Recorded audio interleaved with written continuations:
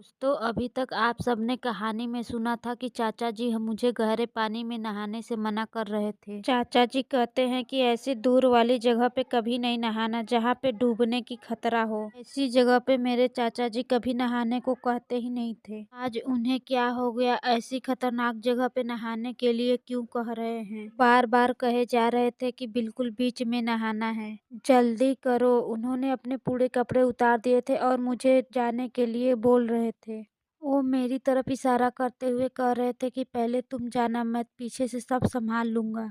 वो बार बार यही बात कहे जा रहे थे और मैं भी अपनी तैयारी बना रही थी, लेकिन यह बात सुनकर चाचा जी पे शक होने लगा था। मैं साफ साफ कह दी कि चाचा जी, मुझे आपकी सब बात याद है, ऐसे किसी भी गंदे तालाब के पानी में नहाने नहीं जाना है, लेकिन आज आप खास तौर पे इसके अंदर जाने के लिए कह रहे हैं, ये तो काफी गहरा होगा ना? लेकिन चाचा जी ने कहा कि नहीं, यह गहरा नहीं है, मैं तो यहाँ कई बार नहाकर जा चुका हूँ। तभी मुझे शक होने लगा कि इस गंदे पानी में आप कैसे नहाकर गए होंगे। आप तो हमेशा कहते हैं ना कि गंदे तालाब के पानी में कभी नहीं नहाना चाहिए। मैं तो नहीं नहाऊंगी, भले आप नहाना चाहते हैं तो आप नहा सकते हैं, मैं तो नहीं जाने वाली। इसके बाद चाचा जी गुस्सा करने लगते हैं, कहते हैं देखो, मैं तुम्हें गांव नहीं ले जाऊंगा, मैं तुम्हें यहीं छोड़ जाऊंगा अगर तुमने नहीं नहाया तो। पहले छलांग तुम्हें ही लगानी होगी। अब तो हमें चाचा जी पे और ज्यादा शक होने लगा था। मैं सोचने पे मजबूर हो गई थी, कहीं ये कोई और ही तो नहीं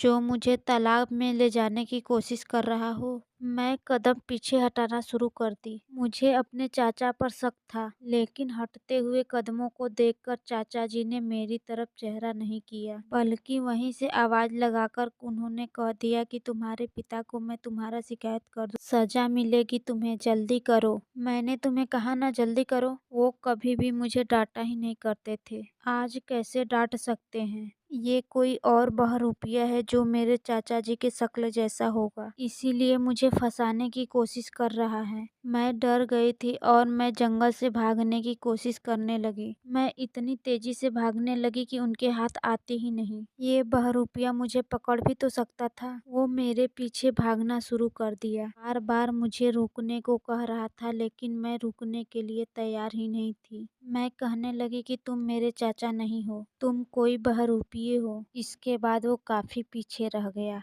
और मैं तेजी से भाग निकली। जंगल में पेड़ों के पीछे से कैसे निकलकर भागना है मैं जानती थी। हमारे घर ऐसे ही तो जंगलों के बीच में बसे हुए हैं, हमें पता है कैसे जंगलों में रहना है, बचना है और आगे बढ़ना है। जंगल के बिल्कुल बाहर निकलने के करीब थी और सामने मैं अपने चाचा को देखी। मेरे चाचा जी मुझे इधर उधर ढूंढ रहे थे। मैं जल्दी से जाकर अपने चाचा से चिपक गई। मैं चाचा से बोली कि आपका बहरूपिया कोई मेरे पीछे पड़ा है। तभी मेरे चाचा हैरान हो गए। मैं कब से देख रहा था कि तुम यहाँ नहीं हो। तुम्हें पता है जंगल में कई बहरूपिये हो सकते हैं जो तुम्हें ले जाने की कोशिश कर रहे थे, लेकिन उनका भरोसा मत करना। मैं जानना चाहता हूँ कि कौन सा बहरूपिया है, बिल्कुल मेरी शक्ल लेकर तुम्हें फंसाने की कोशिश कर रहा है। मैं चाचा जी से कहने लगी कि वो जंगल में है। चाचा जी ने बोले मैं तुम्हारे साथ चल रहा हूँ, देखता हूँ कि वो कहाँ पे है। मैं मना करती रही, लेकिन मेरे चाचा जी जिद कर रहे थे।